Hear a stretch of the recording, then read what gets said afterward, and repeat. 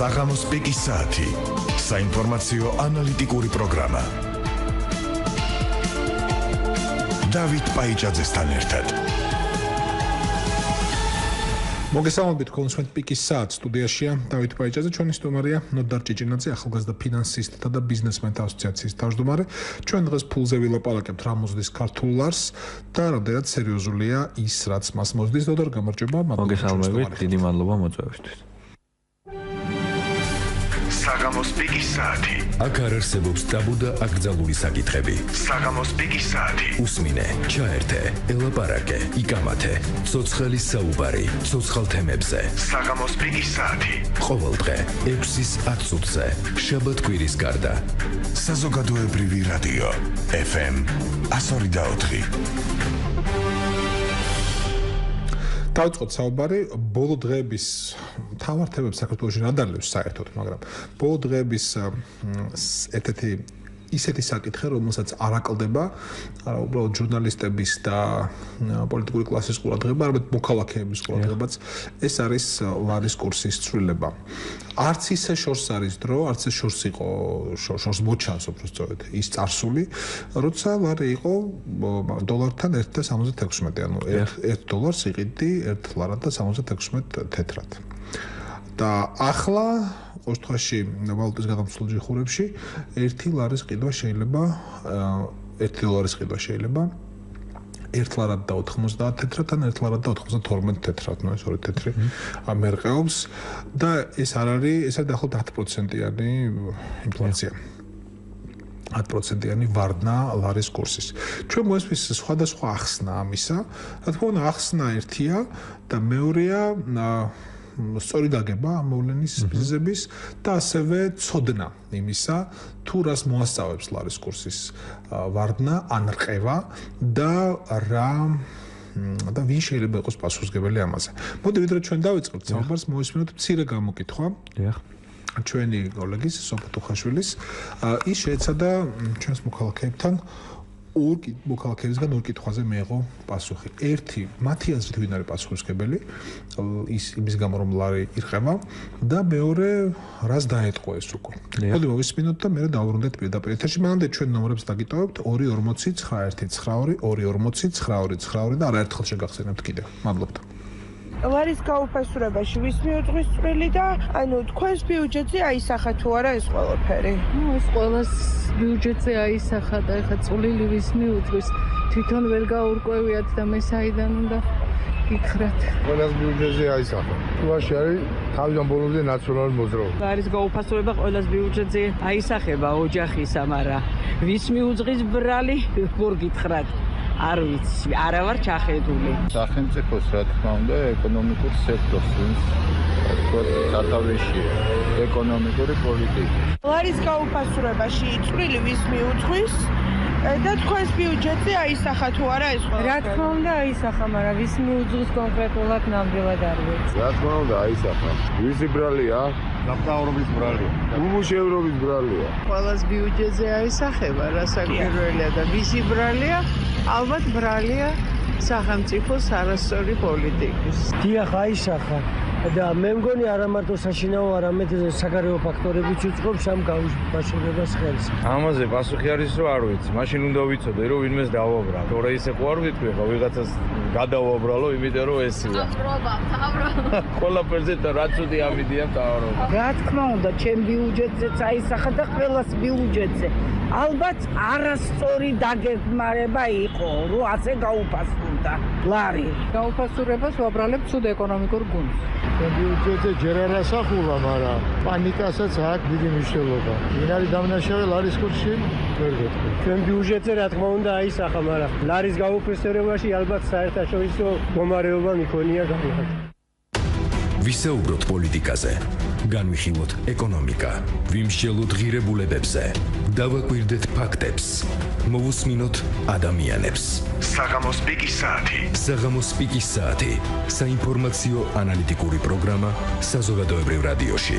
ყოველ სამუშაო დღეს 6-ის 10 წუთზე. პიკის საათი. პიკის საათი პირდაპირ ეთერში ნოდარ ჭიჭინაძეა ჩვენი სტუმარი. ცხადია, ჩვენ არ ვართ პროკურორები, რომ ვიღაცას მართლა ბერლი დავდოთ და რაღაც. მაგრამ პოლიტიკური პასუხისმგებლობის გამოკვეთა ცუდი არ იქნება, იმიტომ რომ ჯობია მოქალაქეები, რომლებიც თითქმის ერთხმად აღიარებენ, რომ დაეტყო ეს ლარის კურსის ცვლილება, მათ ბიუჯეტს და როგორც ჩანს, თვალ სასიკეთოდ არ დაეტყო. მოქალაქეები იმსახურებენ, იცოდნენ არა აბსტრაქტულად, არამედ სრულად კონკრეტულადაც ვის მოსთხოვან პასუხი. შეიძლება იყოს უკმაყოფილო თავრობით, ან ოპოზიციით, ერთმა მოქალაქემ ნაციონალურ მოძრაობას მიაწერა ეს ამბავი, ლარის კურსის ყევა და სამწუხაროდ ჩვენ არ გქონდა მასთან ჩაღრმავებული ინტერვიუს გაგრძელების საშუალება, თორემ ძალიან საინტერესოა, როგორ შეიძლება საპარლამენტო ოპოზიციას ოპოზიცია განაპირობებს ლარის კურსის ყევას ქვეყანაში.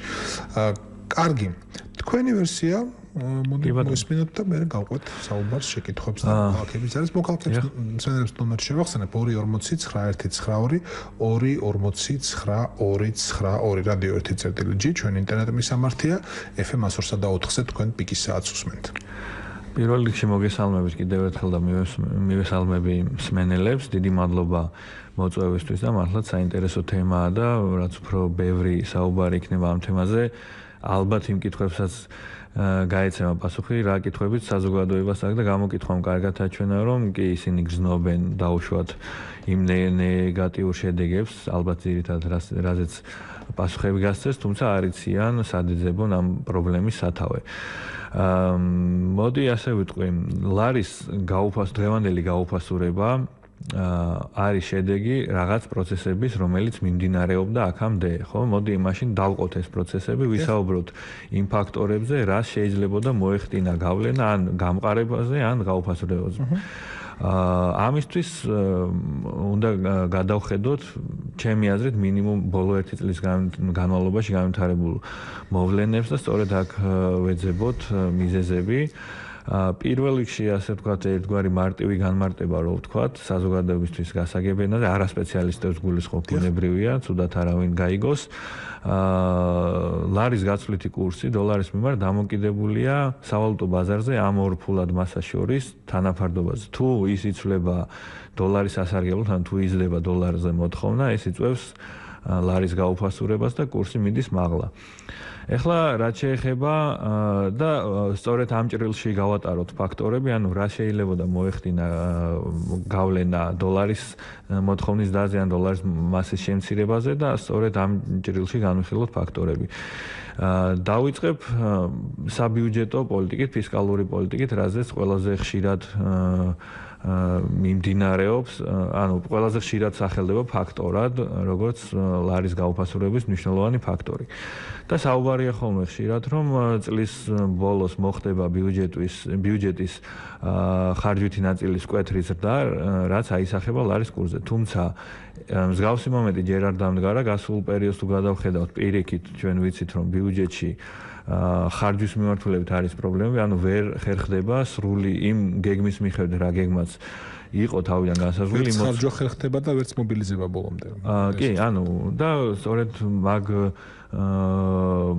მაგ მომენტამდე მივდივარ, რომ თანაფარდო პროპორცია, ასე ვთქვათ, ამ მიმართულებით მნიშვნელოვნად არ ირღვევა და ყოველ შემთხვევაში განვლილი 11 თვის მონაცემებიდან გამომდინარე იმის თქმა, რომ საბიუჯეტო ფაქტორმა განაპირობა ლარის კურსის გაუფასურება, ჩემი აზრით, როგორც ერთი რიგითი ეკონომისტის აზრით, არის გაუმართლებელი, იმიტომ რომ მიმოქცევაში ამას არ შეუძლია დოლარს და ლარს შორის თანაფარდობა იმგვარად, რომ მიგვეღო ის გაუფასურება, რაც მივიღეთ.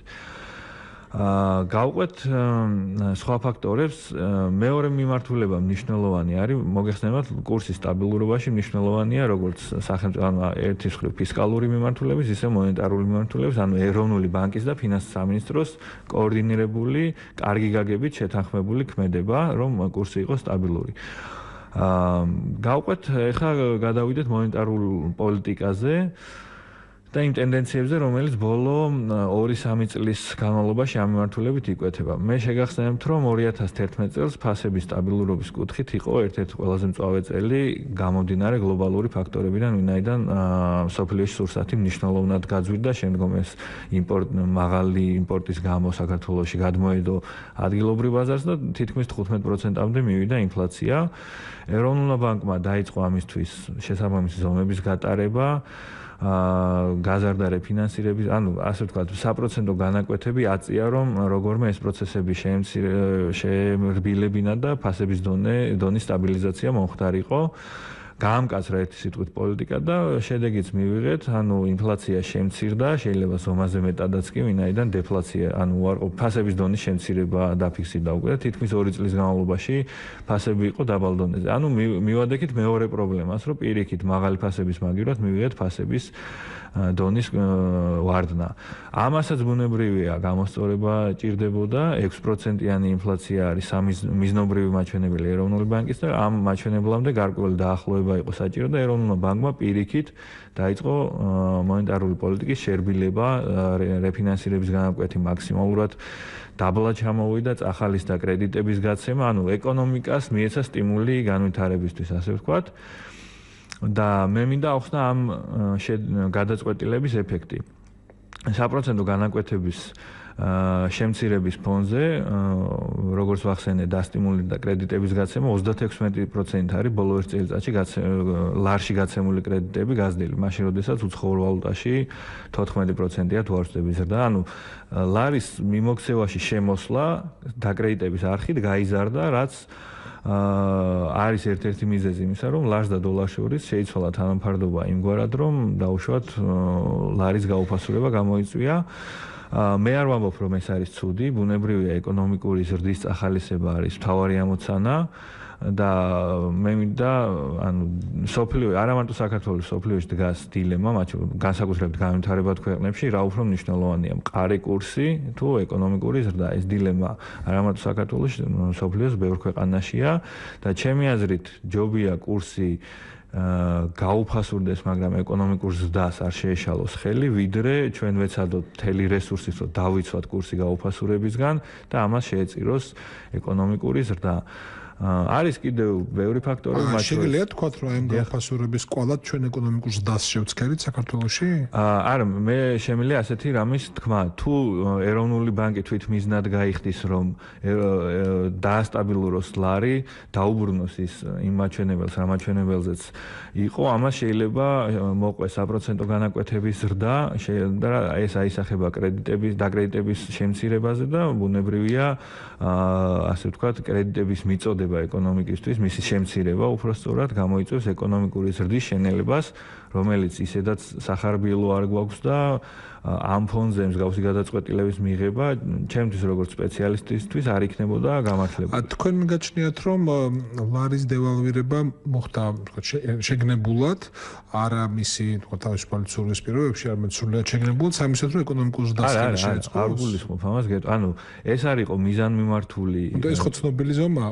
ბიძგი მისცეოდა ინფლაციას, სამისად რომ ბიძგი შეიძლება მაგალითად ევროპის ცენტრალური ბანკი რასაც ახლა აკეთებს, ამცირებს რეფინანსირების განაკვეთებს, ბანკებს უიაფებს რესურსს, გაიაფებული რესურსი ნიშნავს საბოლოოდ მომხმარებლამდე უფრო იაფი კრედიტის მიწოდებას, ამ შემთხვევაში იზრდება მოთხოვნა და დაკრედიტება იზრდება და ბიზნეს აქტივობა, ეკონომიკური აქტივობა იზრდება. მე არ ვამბობ, რომ ეროვნული ბანკი აუფასურებდა კურსს იმის გამო, რომ მოეხდინა ეკონომიკის წახალისება, მე ვამბობ, რომ ეროვნული ბანკი არ ცდილობდა კურსის ბუნებრივი გაუფასურების შეჩერებას, რომ არ მოეხდინა ეკონომიკური აქტივობის მარწუხებში მოქცევა, ასე ვთქვათ. კი ბატონო. მოდი ციხეხრით წარსულს გადავავლოთ თვალით და ვთქვათ, რომ დღევანდელი კურსი, რომელიც აღწევს 1.90-ს ეს არ არის რაღაცა უპრეცედენტო რამ. ცხადია, შეგვიძლია წამოვყვეთ 1995 წლიდან, როცა ლარის არსებობა დაიწყო დოლართან მიმართებით 1.3 ნიშნულზე, ანუ 1 დოლარი, ლარი და 30 თეთრი ღირდა, მაგრამ ამან მე სწრაფად დაიწყო ზრდა და ჩვენ გვახსოვს 96 წელი იყო თუ არ ვცდები, როცა ნახტომისებურად ავარდა და მიაღწია 2-სა და 45-ს თუ არ ვცდები თითქმის 2.5-მდე. თითქმის 2.5-მდე იყო და მახსოვს მაშინ ერთ ჩემი კოლეგა გადაყვა მაგ ამბავს, იმიტომ რომ დაწერა და მე ვიტყოდი ასე სამართლიანად გესლიანი პამფლეტი თემურ ბასილიაზე მათ შორის. რატოღაც თემურ ბასილიას იმ ხანთ შევარდნაძის ეკონომიკურ მრჩეველსაც აკისრებდა პასუხისმგებლობას თუ დასცინოდა მას ლარისან კურსის უცაბედი ავარდნის გამო და ის გაზეთი რაც არის დაებეჭდა საერთოდ დახურეს. აი ასე მაგას მოვლენა დამახსოვრდა, მაგრამ მე ამ ნიშნულზე დიდხანს არ გაჩერებულა. თუ შედარებით ახლო წარსულს შევხედოთ 90-იან წლებში შეგვიძლია თავი დავანებოთ, ძალიან დაბალი იყო 2008 წელს ლარი იყო პერიოდი 2008 წელში როცა ის 1.4-ს უტოლდებოდა დაახლოებით და 2010-ში იყო მომენტი როდესაც დოლარი ღირდა 1.91 მე ასეთი ლარი, ანუ $1 ყიდულობდი ლარად და 91 თეთრად. თუმცა მე ამასაც, რა ვიცი, მიეხედა თუ მოკლედ არ გაჩერებულა ამ ნიშნულზე დიდხანს და ჩამოვიდა დაბლა და ის შეიძლება ითქვას 2011 წლიდან მეტაკლებად სტაბილურ ნიშნულზე იყო, სადღაც ესე 1.55, 1.60, 62, კარგა ხანს იყო ამ ნიშნულზე 2013 წლის ჩათვლით შეიძლება ასე იყო. და აი 13-ის მეორე ნახევრიდან მან დაიწყო ზრდა და მოვედით ახლა, საცა მოვედით, ანუ ლარსა და 90-მდე დოლარის ფასად. ერთი რაც მსმენია არის ის, რომ თითქოს და ეროვნულმა ბანკმა უნდა გაყიდოს ვალუტა, სავალუტო რეზერვებიდან რეზერვებს უნდა მოაკლოს და გაყიდოს დოლარი, რამდენიმე ათეული მილიონი, საიმისოთ რომ გააჩეროს ეს კურსის ვარდნა. მიგაჩნიათ რომ სწორი ნაბიჯი იქნება ეს? საჭირო ნაბიჯი იქნება? არ მიმაჩნია რომ სწორი იქნება და გეტყვით რატომ. და ერთ მაგალითს მოვიყვან, რომელიც მაგალითის ზონეზე გამოდგება ამ შემთხვევაში სხვა მხრივ არა. მაგალითად რუსეთშიც იყო ამ ბოლო პერიოდში საუბარი, რომ მოეხდინათ კურსის დაჭერა, ან უბრალოდ გამოეცხადებინა დაფიქსირებული კურსი და წასულიყო ზრუნვა იმაზე, რომ შენარჩუნება ამას დაჭირდება უზარმაზარი რაოდენობით რეზერვები, ხო? ეროვნულ ბანკს რაც გააჩნია ის რეზერვები, ბუნებრივია იმ რეზერვებით შეუძლია მოკლევადიან პერიოდში თუნდაც 1.75-ზე დააბრუნოს და შეიძლება 1.65-ზე, მაგრამ ეს იქნება შეკავების ეფექტი ან დაგუბების ეფექტი და მერე კი რა თქმა უნდა თუ ქვეყანაში არ იქნა უცხოური ვალუტის შემოდინება სხვადასხვა არხებით, რაღაც დონეზე შეივსება ეს ბარიერი და ზევიდან გადაუვლის უკვე და მოხდება მკვეთრად ერთბაშად ძალიან დიდი მოცულობით ეროვნული ვალუტის გაუფასურება. ამ შემთხვევაში ეროვნული ბანკის როლი უფრო წარმომიდგენია, რომ ამ ცვლილებების პროცესში პანიკის გამანეიტრალებლის როლი, არ ვიცი ხა რამდენად გასაგებია თქვენ, ანუ რა ვსგულისხმობ, რომ ამ ბოლო პერიოდში საკმაოდ სწრაფად მოხდა, ალბათ დამეთანხმებით ამ კურსის ცვლილება, ხო, 1.75-დან ასე ვთქვათ, დღეს ოფიციალურიაც არის 1.86, მოხდა საკმაოდ სწრაფად გადასვლა და ამან გამოიწვია გარკვეულწილად პანიკა, ამან გამოიწვია მithქმა-მოთქმა, ამან გამოიწვია გაურკვევლობა და ჩემი აზრით ამის თავიდანაცილება შეიძლებოდა იმით, რომ მანამდე პერიოდში გულისხმობთ აგვისტოს შემდგომ პერიოდს, როდესაც სამი თვე ეროვნული ბანკი საერთოდ არ ჩარეულა სავალუტო ბაზარზე, ანუ არ მოუხდენია ინტერვენციები, დოლარის ფული არ გაუყიდია დოლარი. ამ პერიოდში ჩემი აზრით რამდენიმე მცირე დიდი მასშტაბის, ან მცირე მასშტაბის ინტერვენცია რომ განეხორციელებინა, ამ კურსის გაუფასურება მოხდებოდა ნელ-ნელა ეტაპობრივად ნაბიჯ და ეს არ იქნებოდა პანიკის დათესვის საფუძველი. პანიკა ეხლა მე მიმაჩნია პირადად რომ უკვე ძალიან სერიოზულად მოქმედებს პანიკის ფაქტორი, იმ გაურკვევლობის ფაქტორი, რომ მოსახლეობას არ აქვს პასუხი კითხვაზე რა ხდება და რა შეიძლება მოხდეს და აქედან გამომდინარე. მე მგონი პანიკაზე ლაპარაკი მაინც ცოტათი ადრეა, იმიტომ რომ არა, ვერ დაგეთანხმებით ამ შემთხვევაში. პანიკა არის ის, როცა ჩვენ მოქალაქეები მასობრივად ვეტარებით პუნქტებს და ყიდულობთ დოლარს ჩქარჩქარა. კი ბატონო, მაგრამ თუმცა მცდელობა იმის, რომ არ ვიცი შეგნებულად თუ შეუგნებლად რომ ზედმეტად დრამატიზება მოხდეს სიტუაციის, ჩემი აზრით არის. მაგალითად ვიტყვი, იმედი ახლა ცუდ ტონად არ ჩამამეთვლება ეს, გუშინ რუსთავიორზე გავიდა სიუჟეტი, სადაც ცალსაღად დასახელდა, რომ ლარის ახალი კურსი არის 1.95 და მაგალითად მოყვანილი იყო რომელიღაც არ ვიცი პუნქტი იყო, ყოველ შემთხვევაში არ ჩანდა პუნქტი იყო თუ ბანკი, მისი ყიდვის კურსი ბუნებრივია მე 3 თვის წინაც მაქვს ნანახი ერთ-ერთი გადამცვლელი პუნქტი, სადაც 1.9 იყო გაყიდვის კურსი, მაგრამ ეს არ ნიშნავს, რომ კურსი წონასწორული არის ამდენი. ეროვნული ბანკის ოფიციალური მონაცემი არის ის მონაცემი, რასაც უნდა დავეყნოთ. ეს არის მთელი 10 პუნქტით განსხვავებული, დაახლოებით 7%-ით განსხვავებული და როდესაც რეიტინგული ტელევიზია, რომელსაც მოსახლეობის არის ფართო 10 პუნქტით არა, ეხლა არის 1.898 ოფიციალური კურსი, ამ წუთას როგორც ეს არის. თუნდაც ანუ 95 სხვა არის და ეროვნული ბანკის მიერ წარმოდგენილი კურსი არის სხვა, ხო? და აი მსგავსი ნაბიჯები იგივე იქნება ეს ტელევიზია, მედიის სხვა საშუალება თუ კომპიუტერში რუსთავიერმა გააყალბა ის რაც აჩვენა და არ იყო ერთ თქვენ შეგიძლია მაინც არა იყო თუმცა ყველაფერს უნდა დაერქვას თავისი გაზოგადება არ ღირს კი მან თქვა რომ ლარი გაუფასურდა 1.95-მდე ის ვიდეო კადრიც არსებობს, ბუნებრივია არსებობს. მე არ ვამბობ, რომ გააყალბა, შეიძლება რომელიმე სავალუტო ჯიხუში არის მსგავსი მონაცემი, თუმცა ამ მონაცემის გავრცელება ისე როგორც თითქოს ეს არის ლარის გაცვლითი კურსი დღეის მდგომარეობით, ჩემი აზრით არის პანიკის დამთესავი განცხადება.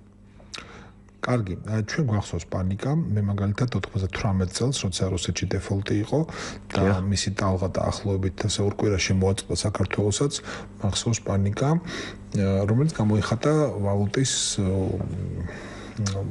სავალუტო ოპერაციების გაინტენსიურებაში. მაშინ ლარის კურსის ვარდნა იყო ძალიან თვალსაჩინო. 98 წლის სექტემბრის შუა რიცხვები იყო დაახლოებით და 1.37-დან ის ავარდა დაახლოებით 1.9-1.54 დოლარის კურსი. მაგრამ ეს აღმოჩნდა მოკლევადიანი დაახლოებით ესე 5 დღიანი ამბავი და მაშინ მესმოდა არ ვიცი კონსპირაციული თეორია, არ ვიცი სრულად რაციონალური და დასაბუთებული მოსაზრება, აღარ მახსოვს ახლა კარგად, რომ ეს იყო ხელოვნურად გამოწვეული რამ და ნუ რაღაც ვიღაცებმა ხელი მოითფეს ამას თავი დავანებოთ ხა მაგ ისტორიას მსგავსი თეორიები ბევრჯერ გვსმენია. კი, როცა შენ იცი რომ კურსის ვარდნა მოსაოდნელია, ესეც ის განდობილთა ვიწრო წრემ და მე ამაზე ფულს აკეთებს ხოლმე. კარგი, შევიშვათ მაგ საკითხს. მოდი მე წავიკითხავ ახლა ერთ ციტატას და ამასობაში მინდა დავკავშირდეთ ჩემს კოლეგას ჟურნალისტ მიხეილ თავხელიძეს და ვკითხოთ ასევე მისი მოსაზრება ამ თემაზე. შეღება ციტატას ის ეკუთვნის საქართველოს ყოფილ პრემიერ-მინისტრს ბიძინა ივანიშვილს ერთ-ერთ დაჯილდოებაზე იმყოფებოდა ის დღეს საჯარო ბიბლიოთეკის შენობაში და იქ გააკეთა. სიტყვასიტყვით მომყავს ციტატა, ლარის კურსი ძალიან მარტივი თემაა. თქვენ გინდათ აჟიოტაჟი არაფრისგან. ეკონომიკა არის მყარი დღეს. ლარის კურსი მერყეობს. დოლარი მყარდება ბევრ სახელმწიფოში. მსგავსი ხდება საქართველოშიც. არის განმარტებები. ფინანსთა მინისტრმა გააკეთა, სხვებმაც გააკეთეს. ყველაფერი ნორმალურადაა. არაფერს არ ნიშნავს ცუდს. კარგად მუშაობს მთავრობა, ტყუილად ხარობს ტაბულა, თქვენ და სამწუხაროდ კარგად მუშაობს, როგორც ჩანს ტელეკომპანია ტაბულას შეკითხვის პასუხად.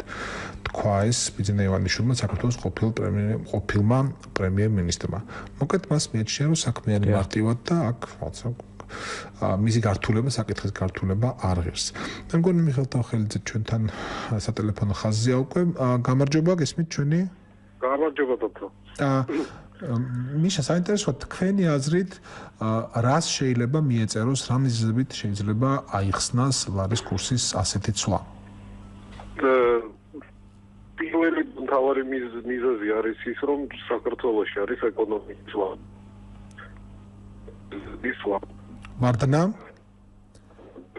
რა თუნდაც ისმის თქვენი ხმა? ეკონომიკური ზრდის საქართველოში ეკონომიკური ზრდის ტემპების. ანუ ჩვენი ეკონომიკა რეალურად ჯერ არ მცირდება, ვთქვათ, მსოფლიოში, მაგრამ ამასაც მივხვდა ბიძინას ივანიშვილის მთავრობის ხელში, ჩემი აზრით. მთავარი მიზეზი არის დოლარის კურსის აწევის არის იმაში, რომ საქართველოს შემოდის ნაკლები ვალუტა ვიდრე ადრე. ეს ვალუტის ძირითად წყაროები იყო უცხოური ინვესტიციები, რომლებიც შემცირდა თითქმის ორჯერ. შესაბამისად დოლარების რაოდენობა საქართველოს ეკონომიკაში შემცირდა და შესაბამისად კურსიც გაიზარდა დოლარის ლარში, იმიტომ რომ მოთხოვნა შედარებით იგივე დარჩა, შეიძლება გაიზარდა კიდევაც, იმიტომ რომ ჩვენ უარყოფითი სავაჭრო ბალანსი გვაქვს, ანუ ვალუტის სანაცვლოდ გაყიდული საქონლის რაოდენობა არის ნაკლები, ვიდრე იმ საქონლის რაოდენობა, რომელსაც ვალუტით ვყიდულობთ იმპორტში. შესაბამისად დოლარებზე მოთხოვნაც იზრდება. თან ინვესტიციები მცირდება, შედეგად ვალუტის კურსი ეცემა, ლარის კურსი ეცემა. ანუ მთავრობა ბიზნეს ივანიშვილის არ ვიცი ნათქვამის მიუხედავად პირდაპირ პასუხისმგებელია მისი მთავრობა, ბიზნეს ივანიშვილის მთავრობა იმაზე, რომ ლარის კურსი არის დღეს დაბალი. რამდენიმე რიცხვს წავიკითხავ, ის ეკუთვნის ეკონომისტ ბესო ნამჩევაძეს, როგორც ჩანს მას ეს საკითხი შეისწავლა. ბატონი ნამჩევაძე ამტკიცებს, რომ ბოლო 2 წელიწადში საქართველოს დღეს ჩვენი სტუმარი ნოდარ ჭიჭიანძე ამბობდა, რომ ეს ვითარება არ არის უცებ წარმოშობილი და ეს არის წინა წლების წინა განსაკუთრებით ბოლო 1 წლის მანძილზე წარმართული მინიმუმ ბოლო 1 წლის მანძილზე წარმართული პოლიტიკის შედეგი და მე შევეცდები ბატონი ნამჩევაძის მონაცემები სწორედ რიცხვებში წარმოვადგინო მოკლედ. მას მიაჩნია, რომ საქართველოს სახელმწიფო ვალი გაიზარდა, მიაჩნია კი რა ამტკიცებს, რომ საქართველოს სახელმწიფო ვალი გაიზარდა 1.7 მილიარდი ლარით ბოლო 2 წლის მანძილზე. შემდეგ საქართველოს ცენტრალური მთავრობის დეპოზიტების შემცირდა 400 მილიონი ლარით. ნამჩევაძე მეიშნევს, რომ მთავრობა ხარჯავს წინა წლებში დაგროვილ თანხას, ნაცვლად იმისა, რომ ზრდიდეს დანაზოგებს. საქართველოს უცხოური სავალუტო რეზერვების შემცირდა 300 მილიონი დოლარით, აქაც საქმე გვაქვს წინა წლებში დაგროვილი დოლარების ხარჯვასთან, ნაცვლად იმისა, რომ ამატებდნენ და ქვეყნის ფინანსურ სტაბილურობას ზრდიდნენ და თან ამის მიუხედავად ლარი მაინც უფასურდება. მე ხას უსვამ, რომ ჩემსას არ ვამბობ არაფერს, ბატონი ნამჩევაძის ციტატებია და ჯამში ლარისა და დოლარის რეზერვებიდან დაიხარჯა 900 მილიონ ლარზე მეტი და პლუს ისესხეს დამატებით გასტუმრების გამოკლებით 1.7 მილიარდი ლარი. აი ასეთი მონაცემებია. ეს 300 მილიონი რომ არ დაეხარჯა ეროვნულ ბანკს სავალუტო რეზერვებიდან, ჩვენი კურსი დღეს იქნებოდა ალბათ 2 ლარის კურსი დოლართან. თქვენ მიგაჩნიათ, რომ მე ეს კითხვა დავშვი ჩვენ სტუმარსაც, თქვენ მიგაჩნიათ, რომ ეროვნულმა ბანკმა უნდა მოახდინოს დოლარის ინტერვენცია სავალუტო ბაზარზე საქართველოში, რომ კურსი დაეჭიროს თუ არა? არა მგონია, იმიტომ რომ ეს როგორ არის იცით, ხა ავადმყოფობის სიმპტომებს მოხსნის, მაგრამ ავადმყოფობას არ უშველის. კარგი. პროგნოზი როგორი გაქვთ? ასეთ შემთხვევაში ეს არის სავალდებულო კითხვა. რისი ვალუტის, ხო, ნუ ვალუტის კურსის ხება, როგორც მე მივხვდი თქვენთვის არის ერთგვარი გამონაყარი, ხო? ანუ ეს არის ის რაც აჩვენებს სიმპტომია უფრო რაღაცა მოვლენის, ხო? ანუ კი ბატონო, ეს ანალოგია დავამზადოთ. ჩვენს ეკონომიკას ჭირს ალერგია ბიზნეს ივანიშვილის მთავრობაზე და ვალუტის კურსის დაცემა არის ამ ალერგიის შედეგად გამონაყარი კანზე. ეხლა შეგვიძლია მალამოწა უსვათ და ეროვნულმა ბანკმა თქვათ აიღოს და ეს კურსი ხელოვნურად დაიჭიროს. სანამ სავალუტო რეზერვები ეყოფა, მაგრამ ალერგია ამით ხო არ გაივლის. და პროგნოზი რა ვიცი, მე არა ვარ მაინც ოპტიმისტურად განწყობილი.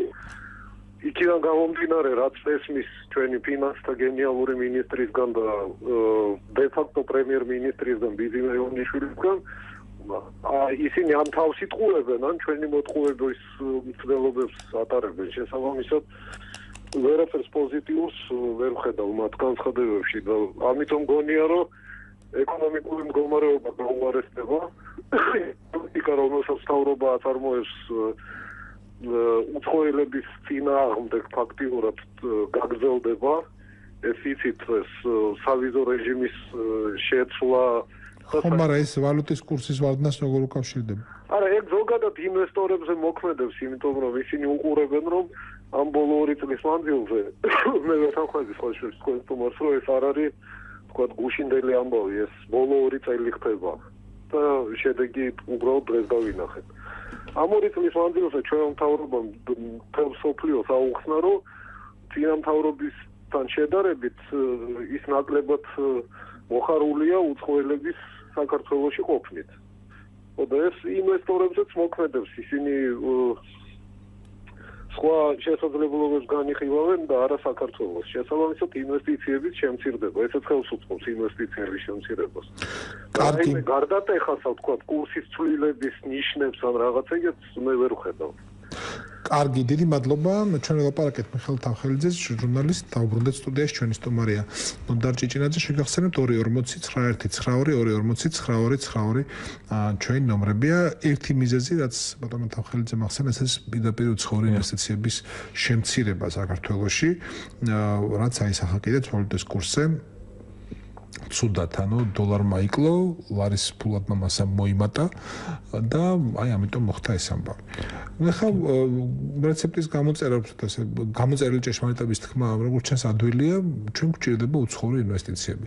თქვენ დაკვირვებით, თუ ეს მტკიცება მარტივია, რომ უცხოური ინვესტიციების დაჭირდება, როგორც ეკონომიკურ აღმასვლას, ეკონომიკური მდგომარეობის გაუმჯობესებას, ისე თავისთავად ლარის კურსის დაჭერასაც, რას ატყობთ საქართველოს მთავრობის პოლიტიკას ისეც, რაც მოასწავებს გახსნილობას ინვესტიციებისადმი, არა შიდა ინვესტიციებისადმი მხოლოდ, არამედ ინვესტიციებისადმი გარედან და რა პირობები ექნებათ აქ ინვესტიციების ჩადების მსურველებს, რა გარე ხდებათ, რა ველი ხდებათ.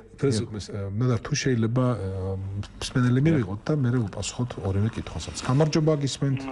საღამოშიდობის ბატონებო.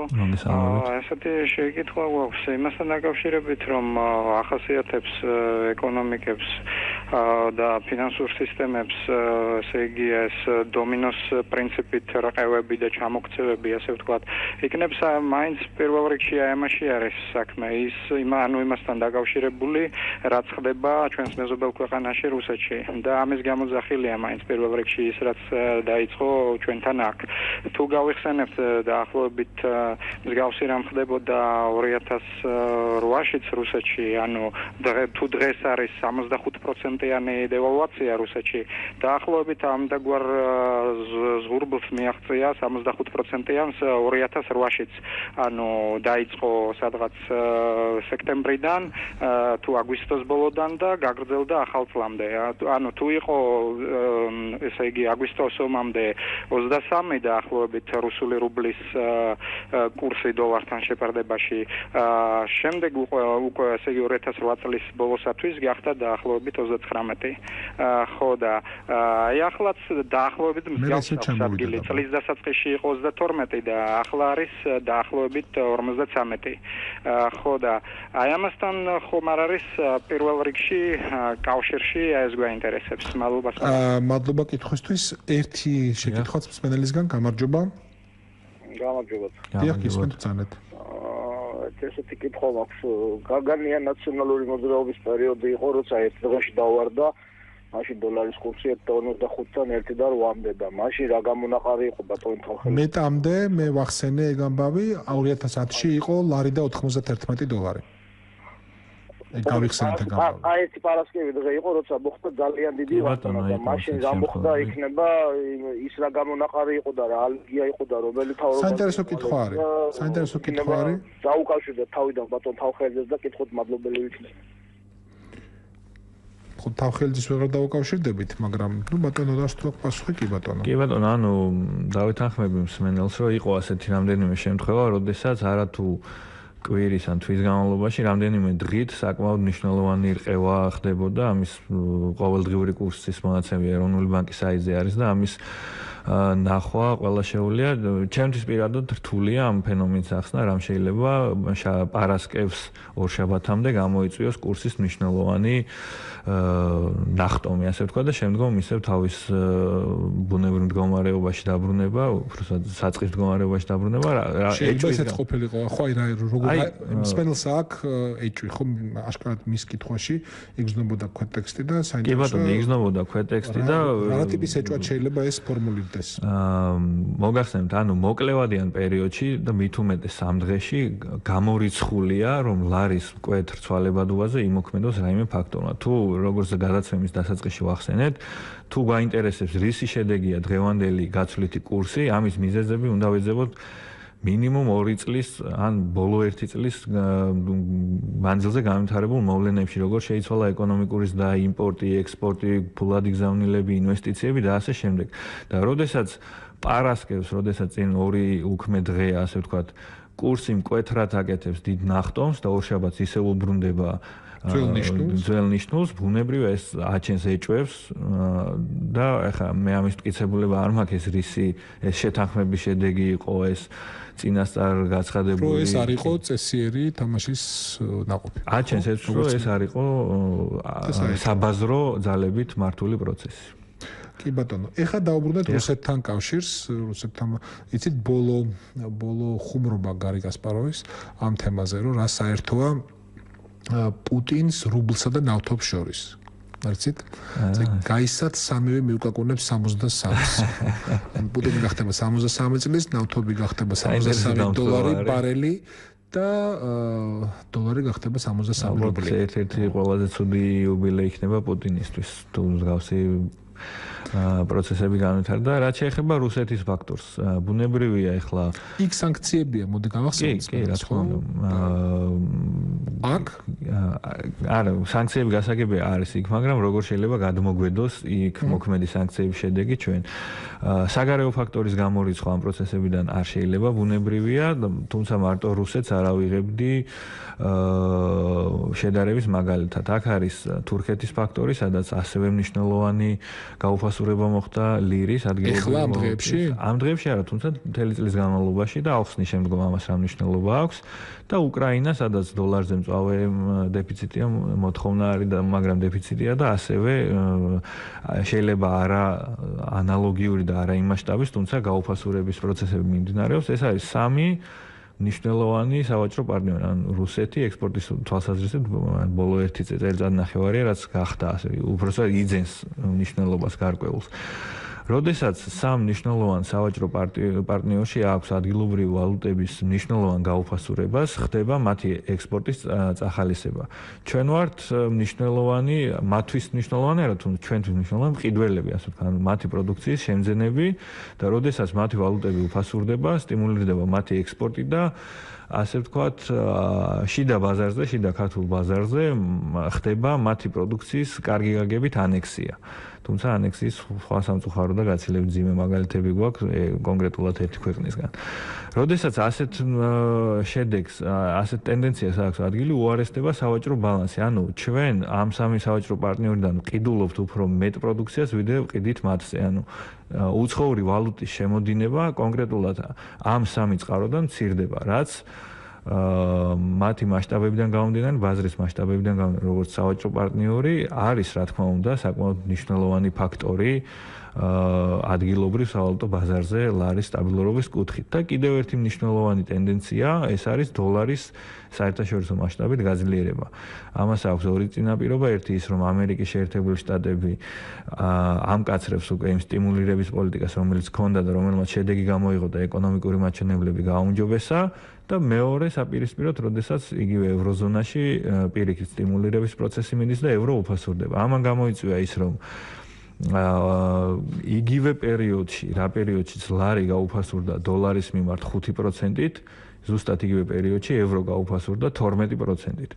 ანუ ევრო უფრო მეტად გაუფასურდა ლარის მიმართ, თუმცა ამას არ მოყოლია პანიკა, ვინაიდან ეს იყო აბსოლუტურად გაცხადებული, მიზანმიმართული, კარგი გაგებით პოლიტიკა და ამ პოლიტიკის შედეგი და ევროზონაში, ასე ვთქვათ, მოსახლეობას არ გაჩენია იმის პანიკა, იმიტომ რომ მათ იციან, რომ ეს კეთდება იმისთვის, რომ მოხდეს ეკონომიკის სტიმულირება და თუ გვინდა ეკონომიკის სტიმულირება, ამას უნდა შევწიროთ ვალუტის სტაბილურობის გარკვეული ნაწილი. ეს არის დაუწერელი კანონი ეკონომიკაში ერთ-ერთი. ხო, ერთ-ერთი თეორიის კანონია ისე ყველა მაგას არის. კი, არა, ეს არ არის პირდაპირი რეცეპტი იმისა, რომ ეკონომიკის აზერბაიჯანულ მანაც და სომხურ დრამს რა მოვიდა ხო არც ამ დღეებში შეიცვალა მათი კურსი ამ დღეებში შეიცვალა თუ არა ნამდვილად არ მაქვს ინფო მე უბრალოდ მე ჩემი ინფორმაციით ნიშნულოვანი რყევა მათთან არ მომხდარა თუმცა ისეთი როგორც ლარისა არ მომხდარა კი თუმცა მათი დამოუკიდებულება საგარეო სექტორის მიმართ აზერბაიჯანს გაცილებით უკეთესი სავაჭრო ბალანსი აქვს ვიდრე საქართველოს და შესაბამისად გარე ფაქტორების ზემოქმედება მათ ეროვნულ ვალუტაზე არის გაცილებით ნაკლები ვიდრე საქართველოს. საქართველოს არის მნიშვნელოვნად იმპორტზე დამოკიდებული ქვეყანა. შაშანელისგან განსხვავებით, როდესაც ეკონომიკური ზრდა საკმაოდ დაბალი იყო 3%, წელს თითქმის ორჯერ მეტია ეკონომიკური ზრდა. ეკონომიკური აქტივობის ზრდა ნიშნავს, რომ ჩვენ გაგვეზარდა მოთხოვნა იმპორტზეც, იმპორტზე გაზრდილი მოთხოვნა აუარესებს სავაჭრო ბალანსს და ამის შედეგი არის ერთ-ერთი მთავარი მდგენელი, სწორედ ესეც არის, რომ ლარი გაუფასურდა. ნუ და დიდი მადლობა. დიდი მადლობა პირიქით. პიკისარტი ამით დასრულდა. ნინო რამიშვილი გახდა დღევანდელი გადაცემის პროდიუსერი, თია ბიჭაშვილი ხმის რეჟისორი, ნოდარ ჭიჭინაძე ახალგაზრდა ფინანსისტთა და ბიზნესმენთა ასოციაციის თავმჯდომარე იყო პიკისარტის სტუმარი დღეს. დავით პაიჭაძე უძღვებოდა გადაცემას. ნახვამდის მადლობა მოსმენელებს. ნახვალამდე.